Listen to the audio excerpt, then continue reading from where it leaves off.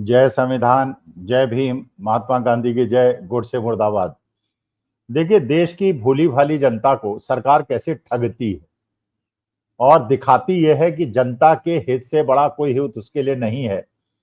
ये एक एक बात को समझिएगा और तब खुद निर्णय लीजिएगा कि सरकार आपको कैसे बेवकूफ बनाती है,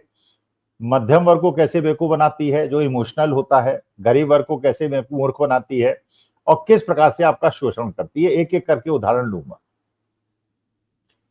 पहली बात आप ये देखिए कि एक जो राष्ट्र प्रेम और एक राष्ट्रीय भावना के नाम पर ये प्रचारित प्रसारित किया गया कि भारत के अंदर एक ऐसा वर्ग है जो कि देश के अंदर पनपते हुए पूंजीपतियों की खिलाफत करता है और उसके लिए एक माहौल बनाया गया। इन लोगों को ब्रिटानिया का माल अच्छा लगता है, लिप्टन का माल अच्छा लगता है, फलाने का माल अच्छा, अडानी का माल नहीं अच्छा लगता। मतलब एक ऐसा मानसिक पृष्ठभूमि बनाई गई जिसमें भारतीयों को यह बताया गया कि अडानी आपका शोषण कर रहा है और अडानी की कंपनियां बिना एम्प्लॉइज को नौकरी दिए हुए और सरकारी संपत्तियों को लेती चली जा रही है और गौतम अडानी जी विश्व के दूसरे तीसरे सबसे बड़े पूंजीपति बनते जा रहे हैं। ये आपके हित में है, ये आपका राष्ट्र धर्म है कि आप विदेशी कंपनियों से कंपटीशन को छोड़िए और सरकारी संपत्तियां जो अडानी जी को दी जा रही है उसका विरोध मत कीजिए।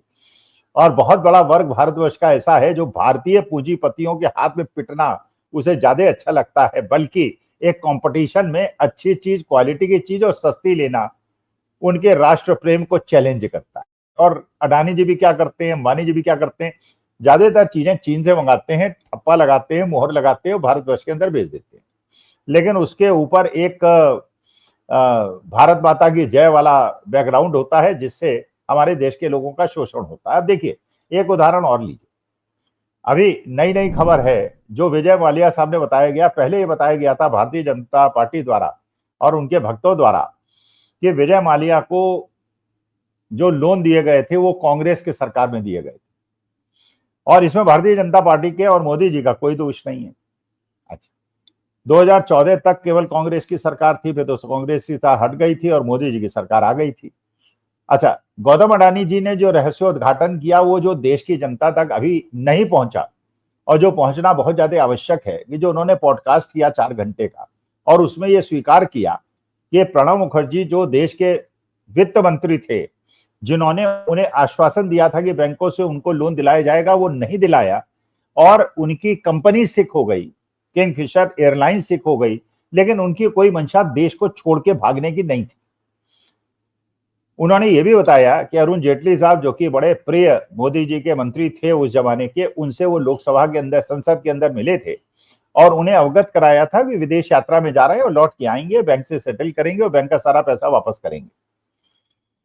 उन्होंने ये भी बताया कि वो कभी देश को छोड़ के नहीं भागना चाहते थे, देश का पैसा लूट के नहीं भागना चाहते थे, लेकिन जब वो विदेश में थे और ये बता के गए थे अरुण जेटली को कि मैं मीटिंग में जा रहा हूं, तो उनका पासपोर्ट कैंसिल कर दिया गया, जिससे मजबूरी में उनको वहां जाके रहना पड़ा और भारत वो लौट नहीं पाए क्योंकि उनके पास पासपोर्ट नहीं। और ऐसा माहौल बनाया गया कि सब कांग्रेस सरकार का दोष था,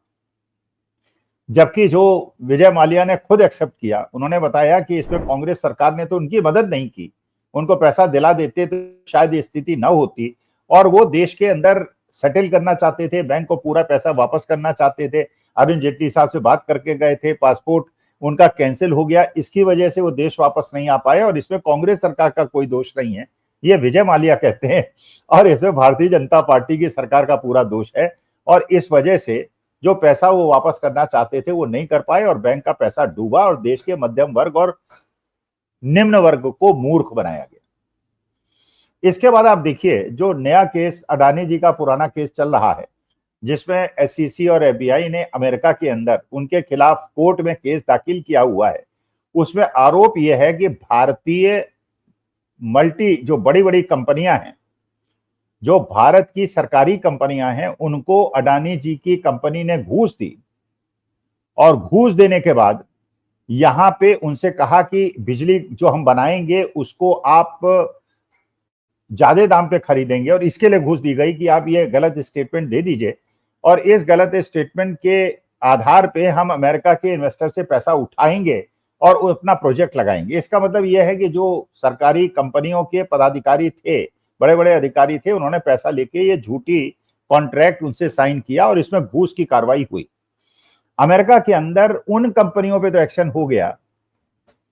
जिन कंपनियों ने, ये अडानी जी के भतीजे की और कंपनियों ने जिन्होंने भारत की सरकारी कंपनियों के अधिकारियों को घूस दी, उन पे तो केस हो गया, लेकिन भारत सरकार ने ये कोई जहमत नहीं उठाई। ये भारत के अंदर जो सरकारी कंपनियों के उच्चाधिकारियों ने घूस लेकर ये गलत इंफॉर्मेशन दी, इन्फ्लेट किया और अमेरिका के इन्वेस्टर्स को धोखा देने का प्रयास किया, भारत के अंदर कोई जांच नहीं हुई। इसका मतलब यह है कि टॉलरेंस टू करप्शन वाली जो बात की गई उसके अंदर कोई ऐसी चीज नहीं है। There is a complete tolerance to corruption. केवल बात यह है कि जो करप्शन हो वो सरकार के सत्ता पार्टी द्वारा हो। अच्छा, जो आपके चुनावी बॉन्ड का मसला आया, चुनावी बॉन्ड में भी ये बात बिल्कुल क्लियर हो गई कि सबको पता था कि चुनावी बॉन्ड में जैसे स्रोत नहीं बताया जाएगा, गुप्त रखा जाएगा, कौन पैसा देगा, सारा का सारा पैसा जो है वो सत्ता पक्ष को मिलेगा। मानी बात थी कि सत्ता पक्ष को मिलेगा। और उसके बाद पता चला कि बड़ी बड़ी कंपनियों ने बड़े बड़े कॉन्ट्रैक्ट्स लेने के चक्कर में, हमारे को वैक्सीन थोकने के चक्कर में भारतीय जनता पार्टी को पैसा दिया और हमारे साथ धोखाधड़ी की। और बाद में पता चला और सुप्रीम कोर्ट ने इस कानून को गैर कानूनी बता दिया, संवैधानिक बता दिया, लेकिन किसी को जेल नहीं हुई, किसी को कोई सजा नहीं हुई। तो इनटॉलरेंस टू करप्शन वाली बात तो खत्म हो गई। इसका मतलब कंप्लीट टॉलरेंस टू करप्शन है। पीएम केयर फंड में यह बताया गया था, पीएम केयर फंड एक ऐसा फंड है जो देश की जनता के लिए काम आएगा। पीएम केयर फंड का मतलब, पीएम क्योंकि एक सम्मानित पद है, हमने सोचा था कि पीएम केयर फंड में जो पैसा इकट्ठा होगा वो जनता के लिए यूज होगा, उसका ऑडिट होगा, उसका सोर्स पता चलेगा, कैसे खर्च हुआ वो पता चलेगा। लेकिन जब पैसा दे दिया गया तो उसके बाद पता चला कि ये जो पैसा है, ये जो ट्रस्ट है, ये प्राइवेट ट्रस्ट है और इसके अंदर कोई ऑडिट नहीं होगा और इसमें आपको जानने का भी अधिकार नहीं है। और सरकार ने कोर्ट के अंदर ये भी कहा कि ये जो पैसा कहां से आता है, कहां जाता है, इसको जनता को जानने का कोई अधिकार नहीं। ये सरकार का विशेषाधिकार है और ये पार्टी का विशेषाधिकार है कि कहीं से भी पैसा ले, किसी को भी ठेका दे, किसी को भी कॉन्ट्रैक्ट दे, किसी भी प्रकार की गड़बड़ी करे, लेकिन जनता को इसको जानने का कोई अधिकार नहीं। तो आप ये देखिए कि अडानी जी को जिस प्रकार से देश की संपत्तियां सौंपी गई हैं और जिस प्रकार से अडानी जी को बचाने के लिए डोनाल्ड ट्रंप के सामने उनकी बात का प्रतिवाद नहीं हो रहा है कि ये किस प्रकार से हुआ। अभी एक नई खबर आपने सुनी होगी, ये रिजर्व बैंक ऑफ इंडिया ने जो इंटरेस्ट रेट है वो कम कर दी है। अब ये दिखाया जाता है, गोदी मीडिया के माध्यम से दिखाया जाता है, सबके माध्यम से दिखाया जाता है कि इंटरेस्ट रेट का कम होना मध्यम वर्ग और गरीब वर्ग के लिए बहुत फायदेमंद है। अब आप खुद सोचिए भाई, आप खुद सोचिए, अगर आप गरीब वर्ग के हैं या मध्यम वर्ग के हैं तो क्या आप बैंक में पैसा जमा कराते हैं या बैंक से लोन लेते हैं? बैंक से लोन लेने वाले बहुत कम होते हैं, गरीब और मध्यम वर्ग। ज्यादातर लोग वो होते हैं जो बैंक में पैसा जमा कराते हैं क्योंकि उनको सिक्योरिटी चाहिए, सिक्योरिटी के लिए इंटरेस्ट भी चाहिए, एफडी में भी लगाते हैं, सेविंग बैंक में भी रखते हैं कि भाई पैसे को सेव रखना है, कुछ इंटरेस्ट मिल जाएगा, कुछ एडिशनल कमाई हो जाएगी। तो जो नॉर्मली जो गरीब वर्ग और मध्यम वर्ग है वो बैंक में पैसा जमा कराता है, और जो उच्च वर्ग है, जो इंडस्ट्री वर्ग है, जो कॉर्पोरेट वर्ग है, वो लोन लेता है।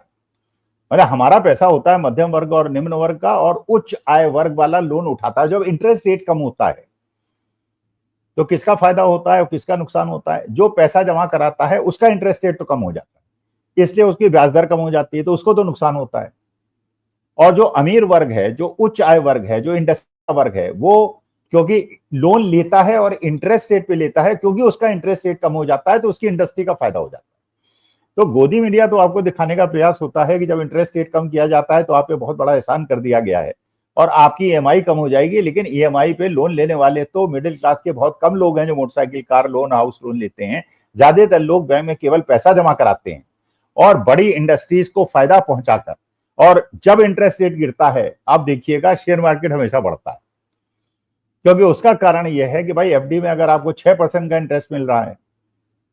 तो आप, कुछ लोग एफडी में पैसा लगाएंगे, कुछ लोग ऐसा है जो शेयर मार्केट में रिस्क लेके 12% का पैसा कमाना चाहेंगे, वो शेयर मार्केट। लेकिन अगर 6% का इंटरेस्ट रेट घट के 5% हो जाएगा तो कुछ लोग ऐसे हैं जो एफडी से पैसा निकाल के शेयर मार्केट में रिस्क लेने के लिए तैयार हो जाएंगे, और 6 से अगर वो 7% हो जाएगा तो एफडी की तरफ शिफ्ट हो जाएंगे, शेयर मार्केट गिर जाएगा।